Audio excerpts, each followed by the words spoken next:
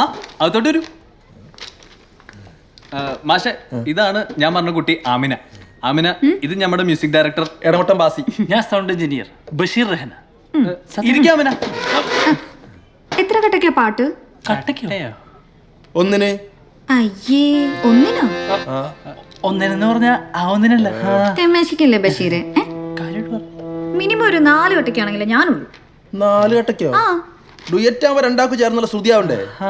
4 കട്ടയ്ക്കല്ലെങ്കിൽ എന്നെ ഇട്ടേക്ക് മാഷെ. അതുമല്ല ആമിന പറഞ്ഞ നമ്മള് 4 കട്ടക്കാക്കും അല്ലേ? ഞെട്ടണ്ട മാഷേ, അതാണ് രമണൻ. കട്ടയ്ക്ക് പോണം. രമണ, പണി പാളുട്ടോ. ഇല്ല കേട്ടോ, നിങ്ങളെ കട്ട് പിടിക്ക്. ജി പാടില്ലല്ലേ? ഞാൻ പാടും. Why not? മാഷ് ധൈര്യമായിട്ട് പിടിക്കും മാഷേ. പിടിച്ചോ? ഞാൻ നോക്കാലേ. 1 2 3 4. മാഷാഅല്ലാ,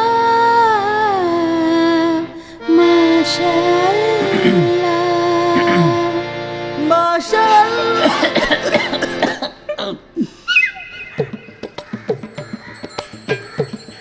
രമണ, ഈ ചെമ്പാന്ന് കേട്ടിക്കണം. ചെമ്പോ? ആ, ഗാനഗന്ധർവൻ ദാസേട്ടന്റെ ഗുരു. ഓ എടാ, ചെമ്പല്ലടാ, ചെമ്പൈ വൈദ്യനാഥ ഭാഗവതര്. ആ വൈദ്യനെ മൂപ്പരുടെ ശിഷ്യനാണ് ഈ വെങ്കടേശ്വര ഭാഗവതർ. ആണോ? കിടൂല്ലേ? ഇതാ അല്ല ചേച്ചി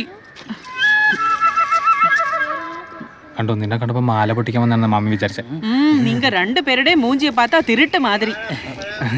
நாங்க அந்த டைப் ஆளுகளல்ல மாமி. அல்ல மாமி, இந்த வெங்கடேஸ்வர பாகவதர் വൈദ്യര്. நம்ம வெங்கடையா? அந்த வலத்தை தெரிஞ்சு 4வது வீடு. அந்த வலத்தா இந்த வலத்தா? இந்த வலத்து. இந்த வലത്താ. ഓക്കെ, താങ്ക് യു മാമി, താങ്ക് യു. എന്താ പൊരുത്തം? എന്ത് പൊരുത്തം? 4 കട്ടയ്ക്ക് പാട്ട്, 4வது വീട്. കമോൺ.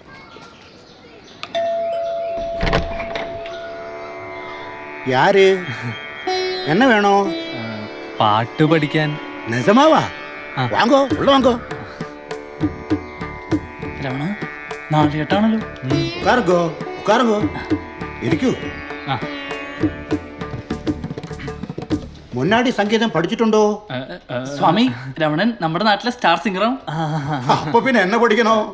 അത് ഒറ്റ രാത്രി കൊണ്ട് 4 കെട്ടയ്ക്ക് പാടാൻ പഠിക്കണം ഈ മാപ്പിളപ്പാട്ടേ.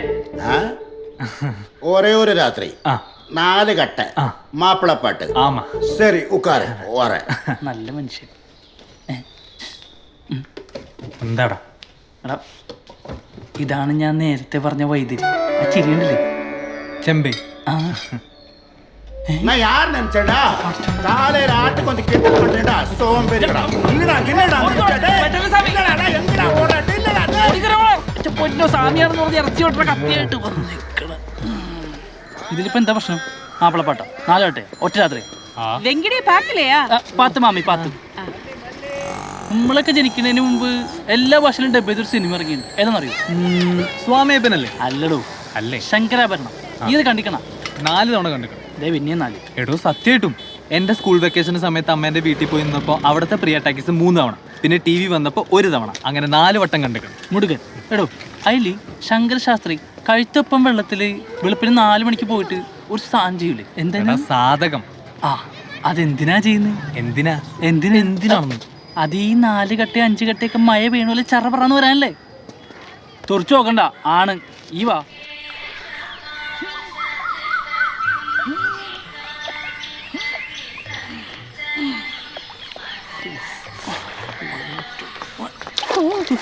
എടോ, ഭയങ്കര തണുപ്പാടോ. അതെ, ആകെ മുങ്ങിയ കുളിരില്ലാന്നല്ലേ? ഈ ധൈര്യമായിട്ട് ഇറങ്ങിക്കോ.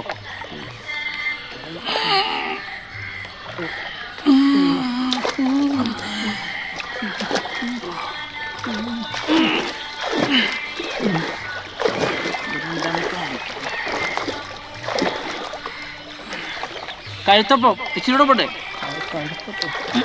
ഇറങ്ങിയോട്. പോരാ ബഷീറേ, ഇതിപ്പോ ഒരു 3-3.5 കട്ടക്കലായിട്ടുള്ളൂ. 4-ന് ഒരു പടിയും കൂടെ ഇറങ്ങണം. ഇത്രയും കൂടെ ബാക്ക്.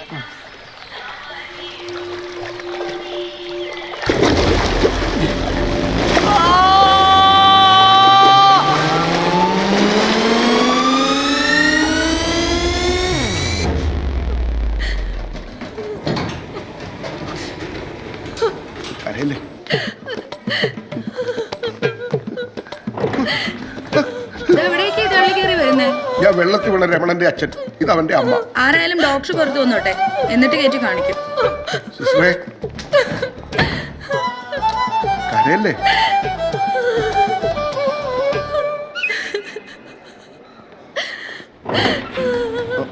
ഡോക്ടറെ, ഞാൻ വെള്ളത്തിൽ വീണ രമണന്റെ അച്ഛൻ, ഇതവന്റെ അമ്മ. അപകടത്തിൽ തരണം ചെയ്തിട്ടുണ്ട്. കയറി കണ്ടോളൂ. Thank you doctor.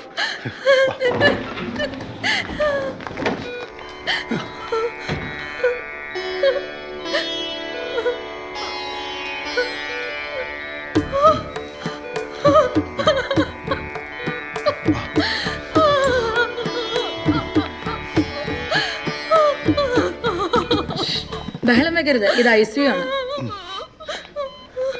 കരയല്ലേ? കരയാതെ. വാ വാ വാ, കരയല്ലേ? വാ.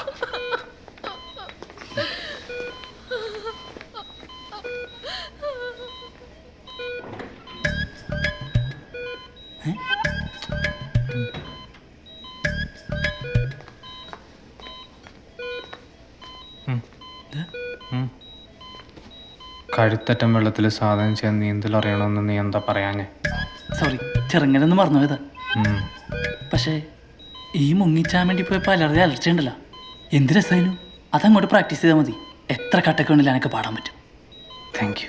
No mention. അരുണേ, ആ നീതു തോമസ് വീണളിയാ. കൺഗ്രാസ് മച്ചാ. അതല്ല ബ്രോ, സയൻസ് പാർക്കിനെ സ്റ്റെയർകേസിൽ ഹൈഗിൽ തട്ടി വീണു. ഓക്കത് വേണം. അതെ, നമുക്കേ ആ ഇടമുട്ടം ബാസിയോട് പറഞ്ഞ് പെണ്ണുങ്ങൾക്ക് പാടാൻ പറ്റാത്തൊരു കട്ടയ്ക്ക് ഒരു ട്യൂൺ കമ്പോസ് ചെയ്യിച്ചാലോ? എന്നിട്ടുള്ളത് പാടത്തെ. അപ്പൊ എന്റെ മീന് തോക്കില്ലേ? അയ്യ, എന്നെ മീൻ തോക്കില്ല. എടാ, വെട്ടം പറഞ്ഞ പോത്തിനോടാണോ എൻ്റെ ഒരു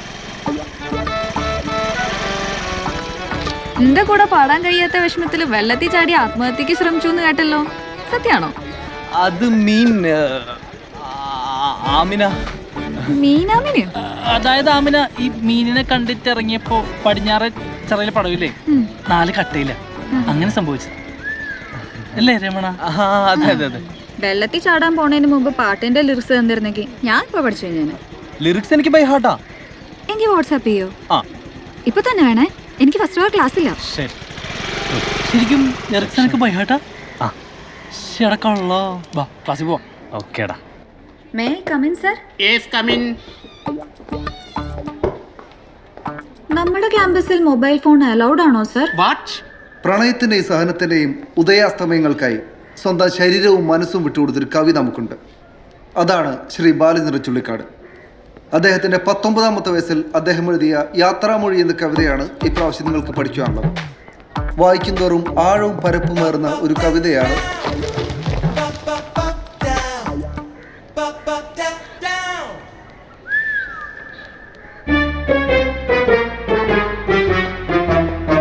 നീ ഇതെന്നാ കുത്തിക്കൊണ്ടിരിക്കുവാടാ? എഴുന്നേറ്റേ. ഒരു കാര്യം ഞാൻ പറഞ്ഞേക്കാം, കച്ചവടം മുട്ടിക്കുന്നിന്റെ.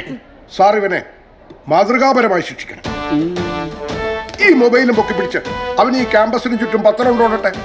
ആർമിയിലൊക്കെ അങ്ങനെ അച്ചടക്കം ലംഘിച്ച ആംസും പൊക്കി പിടിച്ചു പൊരി വെയിലത്ത് പരേഡ് ഗ്രൗണ്ടിന് ചുറ്റും ഓടിക്കും.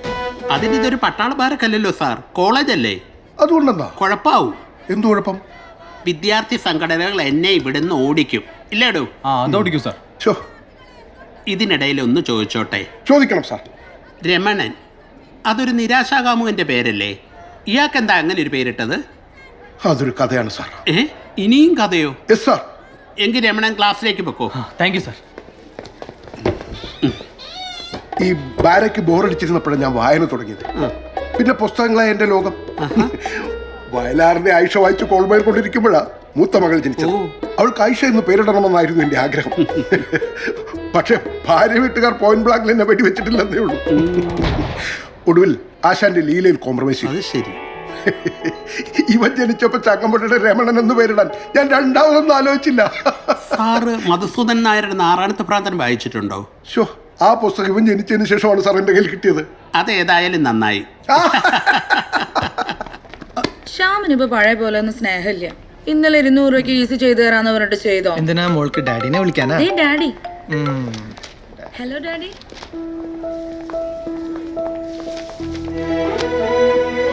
ലിറിക്സ് വാട്സാപ്പ് ചെയ്യാന്ന് പറഞ്ഞിട്ട് പറ്റിച്ചു അല്ലേ? അയ്യോ, പറ്റിച്ചതല്ല. പ്രിൻസിപ്പൽ ക്ലാസ്സിൽ കയറി വന്നെ മൊബൈൽ പിടിച്ചു. ഇന്ന് അച്ഛൻ വന്നിട്ട് എന്റെ സസ്പെൻഷൻ ഒഴിവാക്കി. സോറി, ഞാൻ അറിഞ്ഞില്ല.